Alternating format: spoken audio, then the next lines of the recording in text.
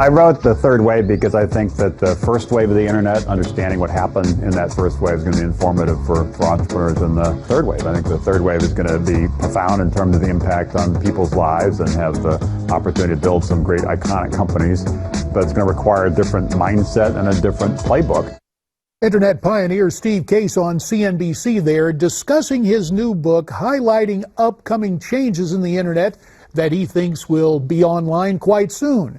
And in that so-called third wave, he says companies have to be prepared, as he just said, to change mindset, change the playbook, and how they use this vital tool for business and really everything else. And that's very captivating, so we have been able to capture a bit of his time tonight from Newsmax Washington. There is Steve Case, the co-founder and former CEO of AOL. Steve, it's great to have you here tonight on Newsmax Prime. Great to be with you, JD. So, thank you. Thanks for having me. Well, it's wonderful to have you. And when I picked up the book and saw the third wave, what was that Yogi Berra said? Deja vu all over again. Because I remember that book. In fact, when I got elected to Congress, this was on the speaker's must-read list. Newt Gingrich says, I remember that. Read The Third Wave by Alvin Toffler. You read that book in college, and that really started you down the road to success, did it not?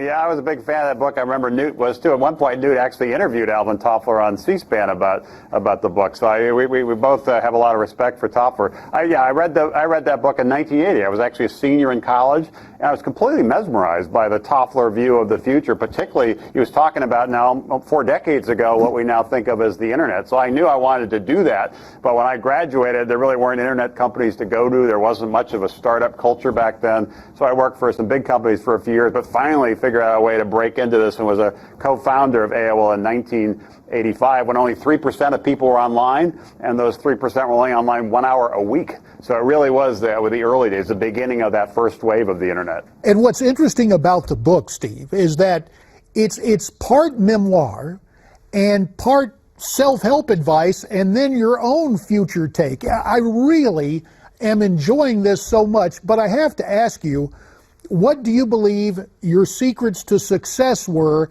and what were you thinking about when you sat down to write your book entitled The Third Wave? Well, I actually in the past resisted writing a book. I'm 57, never written a book before, and so when people said 10, 15, 20 years ago, why don't you write a book about AOL or lessons learned in the early days of the internet, or when the merger with Time Warner didn't work out, lessons learned, and I just wasn't that interested in that. I realized, because I've always been much more interested in the future, what's going to happen next, and I'm not so good at kind of looking backwards, so something that was more of a memoir just wasn't interesting. What changed about a couple of years ago, which led to this book, is I realized this third wave was going to have a transformative impact on our lives, change how we think about learning and health and food and energy, a lot of important aspects of our lives. But some of the lessons from that first wave would be helpful to the third wave, and I talk in the book about 3 Ps in particular. And those 3 Ps are?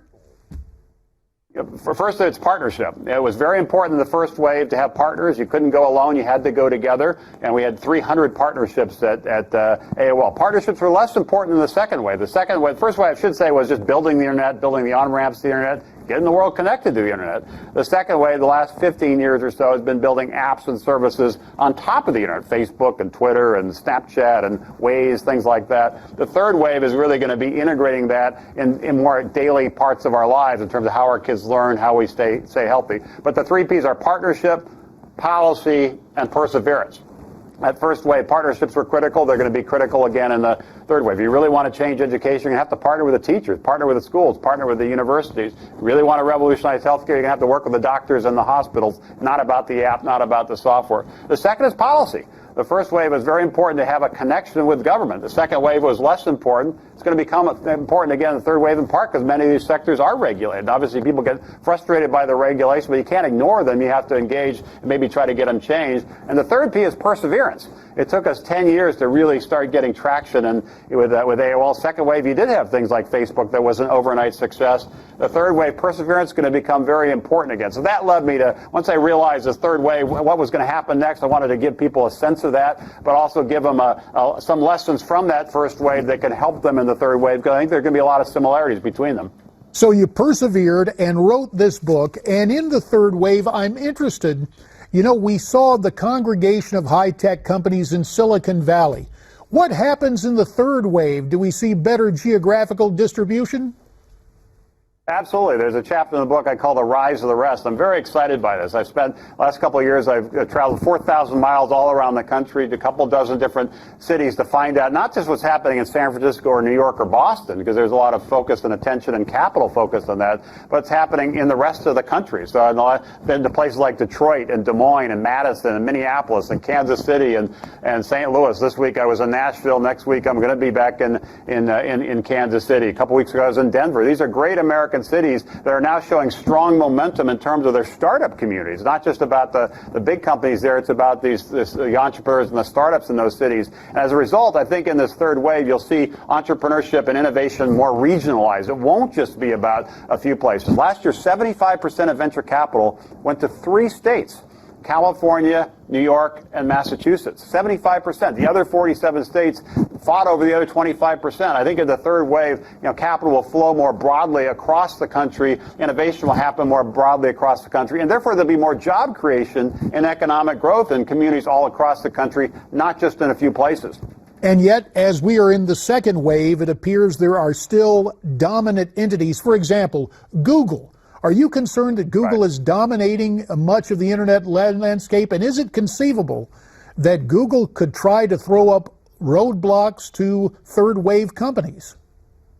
It is possible. Generally companies start as attackers and disruptors and get some scale and then kind of be more like defenders, trying to protect the status quo and try to make it harder for people to innovate. Sometimes they'll use regulations, for example, to try to make it harder for new people to come at them. That's true in the history of business. That will continue to be true. I think so. The challenge is to make sure we've got the right policies and incentives in place to really help those entrepreneurs, help those attackers, help those insurgents, help those disruptors, so they can take on the giants. A company like Google really started 20 years ago. Now it's a big force. Facebook, at the beginning of the second wave, 15 years ago, Mark Zuckerberg, I think, was 14 years old and still in high school, barely in high school. And now that's a global giant, 1.6 billion users. So there will be that opportunity in the third wave for companies to come out of nowhere. I think that's a great part of the American economy, and giving people that sense of possibility is terrific. But we also need to make sure this next wave, this next generation of entrepreneurs really can fight the battles in healthcare, in education, in energy, in transportation, in food, some of these important sectors of our economy, important aspects of our lives. So part of the book talks about what the government needs to do to make sure it creates the right dynamic for innovation to flourish, entrepreneurship to flourish all across the country. And you've given me the perfect segue, Steve, because there you are at Newsmax Washington, and you use the term disruptor. Now, we have said that life imitates art, but are politics imitating the internet? Because Donald Trump, it appears to be, as moving into politics, is the ultimate disruptor. Do you think there's something to that? No question. I think it's true on the Democratic side, too, with Bernie Sanders. A year ago, most of the pundits here in D.C. would say neither of them really had much of a chance, and they emerged in part because of the use of the Internet. On the Sanders side, you raised a lot of money through the Internet. On the Trump side, Twitter in particular was a forum for him to sort of bypass the mainstream media, go directly to people and make sure his message was heard. So I think there's a lot of examples of disruption of politics, and I think you'll see more of those kind of things in other parts of our lives. Healthcare, for example, hasn't really changed much in the first wave or the second wave. Most of us, deal with the hospitals is about the same as it was before. How do we make sure that we have the disruption in that sector? How do we have disruption in education? So this is going to cut all across our society, whether it be politics or education or health, which is why I decided to write the book, just to provide a sense of what's going to happen and also help people prepare for it, because a lot of people are nervous about what's happening, fearful about what's happening. They worry about the work itself. We've seen the middle class kind of hollowed out, and we now have 34% of people in this country say they're part of the freelance economy. This is a new concept. When I was a kid, my dad worked for one company for 60 years. Now there's some people who work for multiple companies in the same day, what's called the gig economy or the flexible economy. So there's a lot of things changing pretty rapidly, and that will continue to accelerate in this third wave. So the book is really not for entrepreneurs or business people. It's really for everybody to understand what's going to happen, much like the Toffler book we all read 35 years ago, providing a framework to think about the future, to think about your community, think about your family. No offense to the Toffler book, but I got to tell you, Steve, I absolutely loved your book. The new book is entitled The Third Wave, An Entrepreneur's Vision of the Future. Steve Case, one thing we learned from you is that you're always looking ahead, and the future you outline is exciting and fraught with possibilities. Thanks very much for your time tonight, Steve. Thanks, JD. It's been a pleasure to be with you. Great to have you. I hope you'll come visit again real soon. So, there is Steve Case, and we take it for granted now using the internet. That's how you can get in touch with me and let me know what you think of what Steve had to say. Send your comments to me at newsmaxtv.com/comments or on Twitter, where our handle is at Newsmax Prime. And don't forget our phone numbers, 1-877-NEWSMAX, 1-877-639-7629.